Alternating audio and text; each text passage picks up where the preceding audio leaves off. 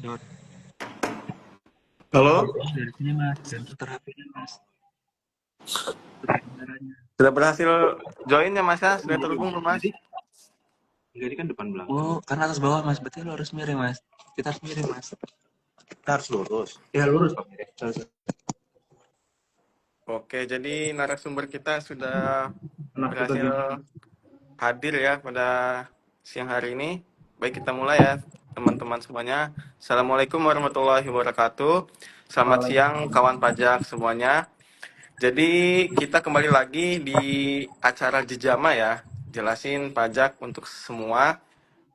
eh Kesempatan kali ini kita spesial lah karena kita nggak bertemu langsung ya. Karena ada beberapa hal sehingga kita tidak bisa melakukan tanya jawab ya atau acara jejama ini secara tatap muka gitu ya. Sehingga kita mengadakan spesial episode melalui HP masing-masing mungkin ya. Oke, jadi pada kesempatan kali ini Mas, Mas Jejama akan Ardi. Mas, membahas tentu Mas, saja masalah Mas. ya, ya, Ah, gelap mas kameranya mas. gelap. Ya diputar dulu punya Mas Ardi. Loh, udah. Kenapa? Di sini ada. Kenapa? Serius, jadi kita Muncul ini nggak? itu gelap. Ada kok, Mas. Ada. Oke, udah oke lanjut. Lanjut aja ya. Coba gua dari penonton. Sebentar Mas, saya lihat dari penonton Mas. Oh, ada Oke, Mas, ada oke, ada. sip. Ada Mas, sip. Masuk. Oke, oke, oke. Kita lanjut ya. Namanya juga eh daring ya, jadi agak banyak masalah mungkin. Oke, kita kembali lagi.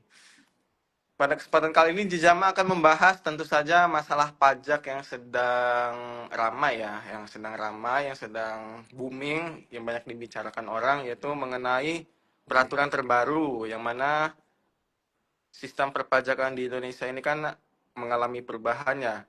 Beberapa hal berubah karena perpindahan sistem menjadi cortex atau pesiap ya. Kemarin tuh disebutkan oleh narasumber kita, dan juga pada kesempatan kali ini akan kita membahas salah satu apa yang berubah di dalam korteks tersebut, yaitu ada di dalam peraturan nomor 11 tahun 2025 di bagian terutama tentang PPN ya. PPN ini kan karena banyak ya pengusaha-pengusaha yang terutama di wilayah kerja metro yang mungkin masih bingung atau kurang pemahaman terkait PPN, apalagi ini pindah ke Cortex gitu ya. Harapannya semoga nanti bisa menambah wawasan dan juga menambah ilmunya. Oke, narasumber kita masih sama seperti pada episode-episode sebelumnya. Ada Mas Khodori Imam Santoso. Sehat Mas ya? Alhamdulillah sehat. Alhamdulillah. Dan juga ada Mas Ardian Mahardi Putra ya guys ya, pakai E. Alhamdulillah Mas, sehat Oke, Mas. oke, sehat ya Mas ya. Oke, sehat. Oke, kita langsung aja ya Mas ya, sambil ngobrol, sambil tanya jawab juga lah ya. Nah, tadi saya udah agak menjelaskan di awal-awal ya apa yang akan kita bahas ya, yaitu tentang peraturan nomor 11 tahun 2025 ya. Nah, di peraturan tersebut tuh apa Mas, isu yang dibahas yang menjadi fokus perubahan tuh ada apa aja? Mungkin Mas Imam bisa menjawab dulu Mas. Oke, jadi sebenarnya Per 11 tahun 2025 ini salah satu aturan pelaksanaan dari SIAP ya atau Cortex ya kita tahunya. Nah, Hmm. jadi di sini dibahas tentang terkait dengan pelaporan PPN dan PPH sebenarnya. Cuma nanti kita fokus ke PPN-nya aja. Nah, kira-kira gitu. Jadi seperti kita ketahui ya bahwa Cortex adalah ini kan sistem yang terpadu dan berbasis teknologi informasi ya yang sedang Mm-mm. dibangun oleh DJP saat ini. Nah, jadi ini sebenarnya bukan sekedar pembaruan software atau peranti lunak, tapi merupakan transformasi ya menyeluruh terhadap cara DJP bekerja. Gitu. Jadi sistem sebelumnya memang sudah berbasis elektronik sebenarnya, sudah kita mengenal ada e-filing, e-bupot, e-faktur dan lainnya. Nah, sebelumnya itu kan sistem-sistem itu berdiri sendiri ya. Jadi e-faktur sendiri, e-bupot sendiri, seperti itu. Nah, dalam Betul. konteks ini kan saat ini dia sudah terintegrasi sekarang. Kalau dulu karena terpisah-pisah, jadi memang sulit ada konsolidasi data dan proses pengawasan dari kitanya pun agak sulit ya, karena terpisah-pisah aplikasinya.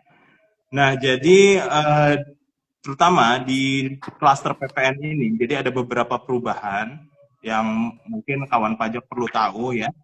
Jadi di aplikasi yang digunakan sebelumnya, kalau kita lihat di PPN ya, ada aplikasi namanya e-faktur ya. E-faktur itu untuk aplikasi untuk kita membuat faktur pajak. Terus ada lagi ketika kita akan melaporkan SPT, itu ada lagi aplikasi namanya Web e-faktur. Nah, jadi dari PPN aja ini kita lihat udah ada dua aplikasi yang berbeda. Nah, di dalam Cortex saat ini itu disatukan di dalam satu web Cortex itu. Jadi cuman beda pilihan menu aja. Nah, jadi ada menu e-faktur, ada menu nanti pelaporan SPT masa tersebut. Terus terkait dengan PPN ini pun di perubahan di Per 11 ini ya, jadi ada perubahan sedikit terkait dengan syarat PKP membuat faktur ya. Kalau sebelumnya itu kan PKP harus punya sertifikat elektronik ya, sertifikat elektronik. Terus akun PKP-nya sudah diaktifasi ya, dan juga ada nomor seri faktur pajak yang diminta melalui e-faktur.pajak.go.id ya. Jadi ada tiga, ibaratnya ada tiga web berarti waktu itu. Ada aplikasi e-fakturnya, ada aplikasi Aplikasi, website, Enova ya, kalau e-faktur salah ya, ya. dan juga ada aplikasi Kan e-faktur juga. tadi. Nah, kira-kira seperti itu. Nah, di dalam konteks ini jadi terkait dengan sertifikat elektronik itu bisa diajukan langsung melalui aplikasi Cortex-nya. Dan jadi bedanya kalau dulu mungkin kita mengajukan sertifikat elektronik itu harus datang langsung ke kantor pajak ya. Harus datang Oh, langsung ke kantor sekarang enggak? pajak. Sekarang enggak. Jadi kalau dulu datang Oh, langsung ke kantor pajak, mengajukan permohonan, direkturnya dan harus direkturnya langsung yang datang, tidak dapat diwakilkan, kira-kira seperti itu. Nah sekarang terkait dengan pengajuan sertifikat elektronik itu langsung bisa diajukan di aplikasi Cortex-nya. Seperti itu. Jadi intinya lebih simpel lah terkait dengan uh, sertifikat elektronik ini. Nah, terus selanjutnya adalah ada perubahan kode status faktur ya. Jadi kalau dulu terkait dengan penggantian faktur pajak pengganti itu hanya satu digit yang ada di nomor seri fakturnya. Nah, sekarang diubah menjadi 2 digit. Jadi oh, kalau misalnya dulu pengganti itu berarti mentok di nomor 9 gitu. Pembuatan faktur pajak pengganti. Nah, berarti kalau sekarang bisa sampai 99 kali. Nah, gitu. wow, Karena bisa dua digit. banyak-banyak ya. Nah, iya. Oke. Terus terkait dengan nomor seri faktur ya, kalau dulu kita harus, tadi kan kita sebutkan bahwa di aplikasi yang lama itu harus minta nomor seri faktur pajak. Jadi sebelum transaksi, wajib pajak itu harus punya stok nomor seri faktur pajak yang dimana dia harus request nomor tersebut melalui Minta dulu aplikasi ya. Mm-mm. melalui web e-faktur.pajak.go.id. Oke. Di aplikasi Cortex ini terkait dengan nomor seri faktur pajak itu dia otomatis tergenerate. Jadi ketika kita selesai membuat faktur, ketika kita submit itu akan nomor serinya akan muncul secara otomatis. Nah, ini mempermudah wajib pajak ya, karena di aplikasi yang lama memang dari sini timbul beberapa kendala ya. Seperti misalnya wajib pajak mau bikin faktur transaksi hari ini misalnya, ternyata atau transaksi kemarin mundur sedikit, ternyata dia belum minta nomor seri misalnya. Kalau dulu kan seperti itu, belum minta Ya, nomor seri faktur pajak, maka dia belum nggak bisa ngambil bikin nomor ya. tanggal sebelumnya. Kalau kita sekarang di Cortex ini itu tergenerate langsung, jadi tidak perlu khawatir stok nomor seri faktur pajak itu habis. Intinya seperti itu. Oke. Nah, terus ada perubahan juga di Per 11 ini terkait dengan batas waktu upload faktur ya, atau unggah faktur. Di sebelumnya, sebelum aturan ini itu batas waktu untuk upload faktur pajak itu adalah tanggal 15 ya, bulan Oh, sekarang selanjutnya. dirubah, Mas. Sekarang diubah, jadi ada perubahan, sekarang diberikan jeda waktu tambahan menjadi 20 hari. Jadi tanggal Tanggal 20. 20. Oh, jadi nambah 5 hari ya. Nambah lima Nggak hari akhir lebih. bulan ya, nanggung gitu. Iya, itu keputusan dari aturannya ya. Jadi diberikan tambahan 5 hari, jadi tanggal 20, kira-kira gitu. Terus di sini juga ada beberapa perubahan terkait dengan tata cara pembuatan kode billing ya. Kalau dulu mungkin ketika kita buat faktur, terus kita mau laporan, kita lihat laporannya, baru kita bisa buat billing secara mandiri ya. Jadi terpisah dengan pembuatan SPT.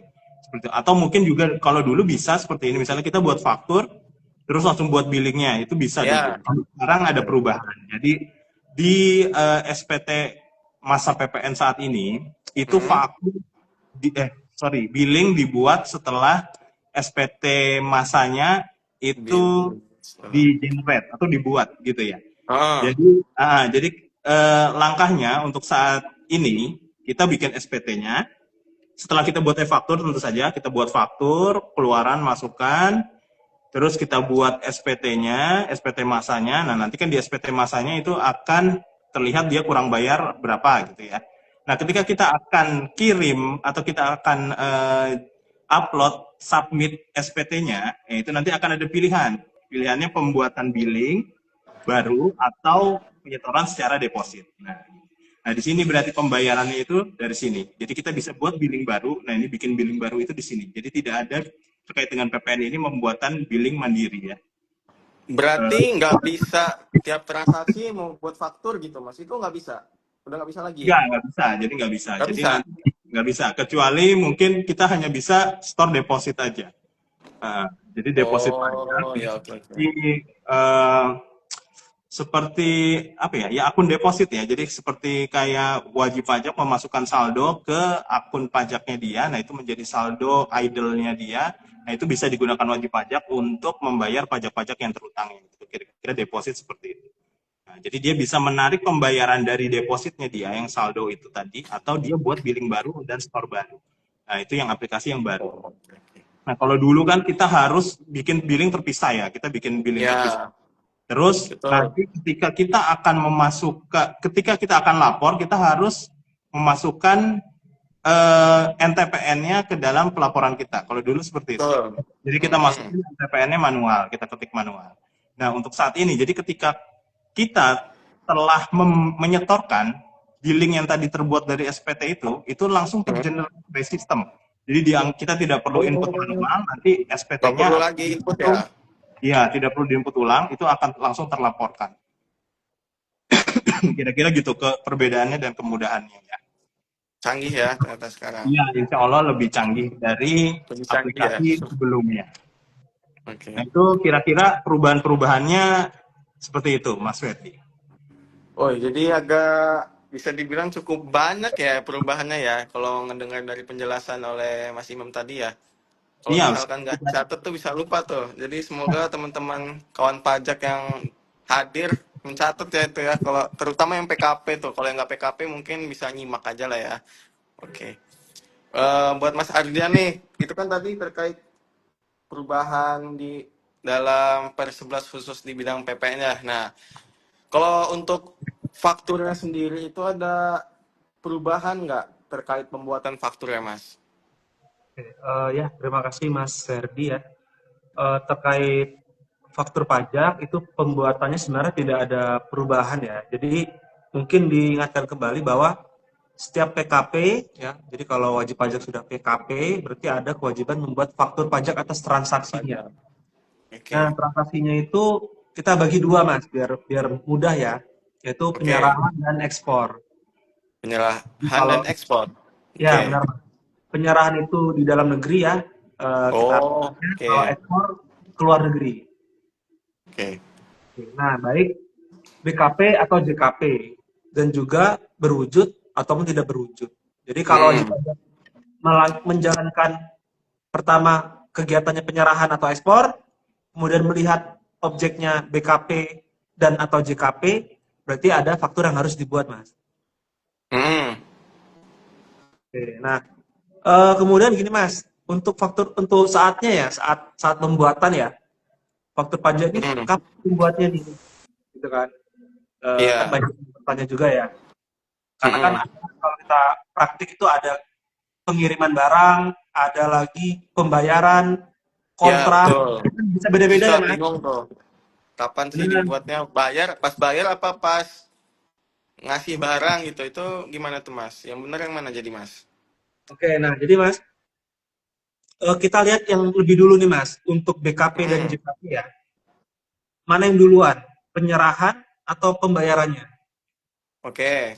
Nah, kalaupun misal Biasanya mah barang biasanya penyerahan dulu ya, ya atau kadang bisa kan aja bayar dulu. Biasanya penyerahan dulu sih kali ya baru dibayar gitu kan. ya Kayaknya benar jarang deh kalau bayar nyampe dulu dulu. ya. Ya benar Mas. Nyampe barang Heeh. dulu kan baru dibayar kan. Kalau Iya. kalau praktek bisnis ya. Nah, jadi kalau seperti itu berarti ketika penyerahan sudah dilakukan, nah di Nah, situ udah harus berfaktur. heeh. Jadi ya mungkin gampangnya ngomong barang dikirim buat fakturnya. Itulah Mas, kira-kira Mas. Oke, jadi yang mana yang lebih dulu ya? Tapi ya Ya, umumnya itu pas ngejual lah ya, baik itu ngirim benar. atau pas sudah sampai baru tuh gitu ya. Ya, ya. Oke. Nah, kalau terkait faktur pajak gabungan tuh apa, Mas? Saya juga nggak bingung nih. Faktur pajak gabungan tuh gimana? Kayaknya itu salah satu yang diatur juga nggak? Oh ya, gini Mas. Faktur pajak gabungan sebenarnya sudah lama ya Mas. Sudah Udah lah. lama berlaku, tapi ini diatur lagi dan ditegaskan ya. Jadi Oh, oke. wajib pajak, karena kan mungkin aja Mas transaksinya beberapa kali untuk satu lawan yang sama. Oke, ya. Ya, jadi misalkan dengan PTA ke PTB tiap minggu misal Mas, tiap minggu. Heeh, Nah, betul. jadi kalau mungkin awam kan buat fakturnya tiap minggu juga. Iya, satu-satu. Itu bisa Ya, nah ini digabung. iya benar kita akomodir, kita Oh. berikan apa ya relaksasi atau kemudahan untuk bisa buat Mm. yang gabungan seperti itu. Satu bulan cukup satu. Nah, tapi ada syarat Tapi tambahannya Mas. Ini apa tuh syaratnya, Mas? dilihat Mm-mm. dilihat juga kode transaksinya harus sama. Oh, nggak bisa beda berarti ya. Iya, jadi kalau misalkan PTA ke PTB ada jual Mm-mm. yang dibebaskan, Mm-mm. atau apa beras misalnya Mas ya, tapi Iya. juga jual snack Mm-mm. itu harus dua tuh, harus ada dua faktur. Oke, yang jual snack sendiri, yang jual beras sendiri gitu ya. Ya, karena satu faktur 08, satunya 04 gitu ya. Mm-mm. Oh, kalau untuk kewajiban laporannya sendiri itu gimana, Mas? Diatur juga nggak? Ada yang berubah nggak? Tanggalnya atau apanya gitu? Ada yang berubah nggak kira-kira? Mas Imam boleh dijawab, Mas? Boleh, oke. Jadi Mm. terkait dengan kewajiban pelaporan faktur pajak, jadi kan faktur pajak itu nanti dilaporkan di SPT-nya ya, di Ya, SPT masa PPN-nya. Jadi kalau di Kortek memang eh, ketika kita selesai buat faktur pajak, terus kita misalnya eh, selanjutnya setelah itu ya itu otomatis akan tergenerate ke SPT-nya. Kira-kira seperti itu. Terus terkait dengan pembuatan pelaporan ini, jadi faktur pajak itu wajib dilaporkan oleh wajib pajak dalam SPT masa PPN ya, itu masa pajak yang sama dengan tanggal pembuatan faktur pajaknya. Jadi misalnya faktur pajak bulan kita buat bulan Mei misalnya, itu berarti eh, pajak keluarannya itu nanti dilaporkan di SPT masa bulan Mei. Kira-kira seperti itu. Nah, oke. terkait dengan wajib pajak yang tidak memenuhi kewajiban melaporkan faktur pajak itu dapat dikenai sanksi dengan ketentuan perundang-undangan di bidang perpajakan. Jadi gitu. Oh, Jadi ketika kita buat faktur terus kita nggak laporan itu juga bisa kena sanksi. Kira-kira seperti itu. oke, oke. Berarti nanti kalau misalkan ada pertanyaan atau ya masih bingung lah ya terkait pengaplikasian Cortex nih, bisa langsung datang ke kantor nggak nih, Mas? Kita selalu buka layanan helpdesk ya terkait dengan Cortex ini. Oke. Jadi Bapak Ibu sekalian, Oh, misalnya ada pertanyaan-pertanyaan atau ada trouble, ada masalah terkait dengan aplikasi atau aplikasi Cortex lah secara keseluruhan ya. heeh. Nah itu Bapak Ibu sekalian bisa datang ke kantor pajak, nanti kita layani di loket helpdesk. Kira-kira. Oke, jadi bagi kawan pajak ya yang masih bingung terkait kewajiban perpajakan ya, khususnya yang PKP bagian PPN nih yang masih bingung kalau misalkan mau buat faktur, mau buat laporan, jadi nanti bisa datang aja ya ke helpdesk ya. Iya. Oke. Helpdesk KPP Metro ya Mas ya. KPP Iya. lain boleh nggak Mas? KPP lain juga boleh. Kita misalnya Dilayan, dilayani nggak? terdaftar ini, insya Allah dilayani ya. Jadi semua Oh, kita memang dilayani. Harus helpdesk ini dilayani dong Mas, masa insya Allah Mas. tidak melihat terdaftar di KPP Heeh. mana ya, apalagi terkait dengan konteks ini. Oke. Jadi misalnya Bapak Ibu sekalian lagi mudik ke Jawa misalnya, Mm-mm. tiba-tiba ada trouble di sana terkait dengan kotek, mau datang ke KPP yang ada di Jawa sana juga bisa. Nanti ke loket helpdesk sana. Oke. Baik, nggak kerasa ya kawan pajak udah beberapa menit nih kita menemani kawan pajak semuanya dan juga membahas isu-isu perpajakan yang sedang hangat lah ya. Beberapa hari terakhir mungkin ya, bahkan bulan mungkin ya. Karena Cortex ini kan baru mulai tahun ini ya, awal tahun. Bagi kawan pajak yang menonton live, kalau ada pertanyaan silakan sebelum kita akhiri. Kita kasih waktu sekitar semenit aja mungkin ya, 1 menit karena mepet mau Jumatan ya. Kita break dulu 1 menit Mas. Sambil nunggu kalau ada yang mau nanya ya.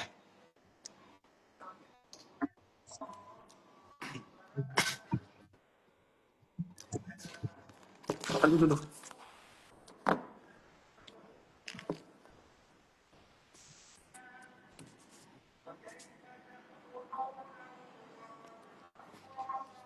Oke, sepertinya tidak ada yang mau bertanya.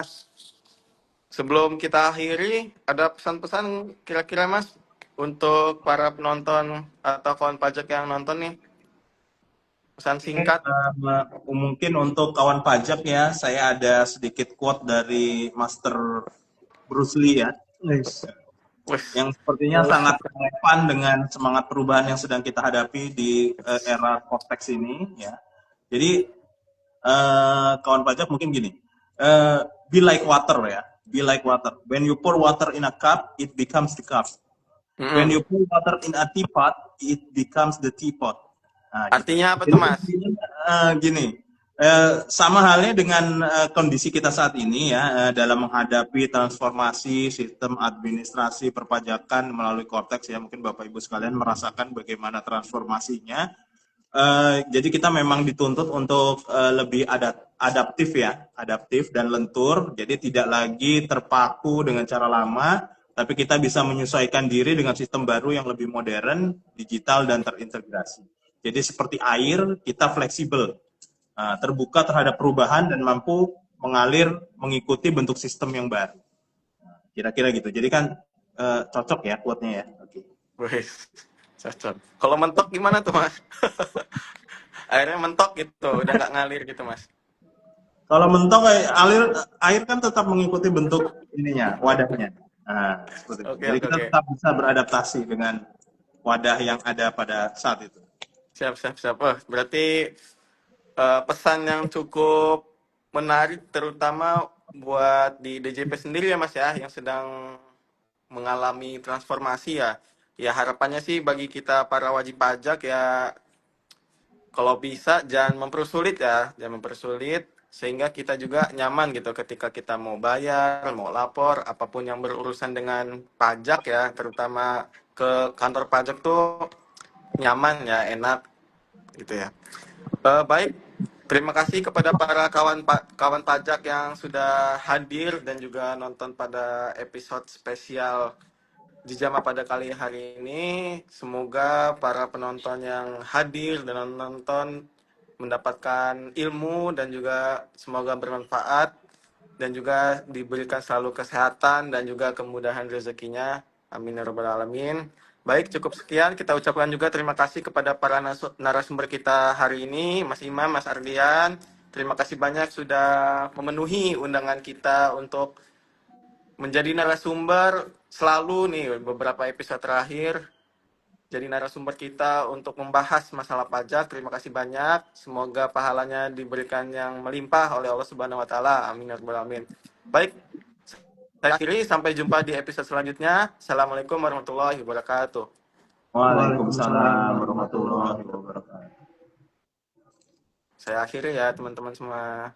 Terima kasih.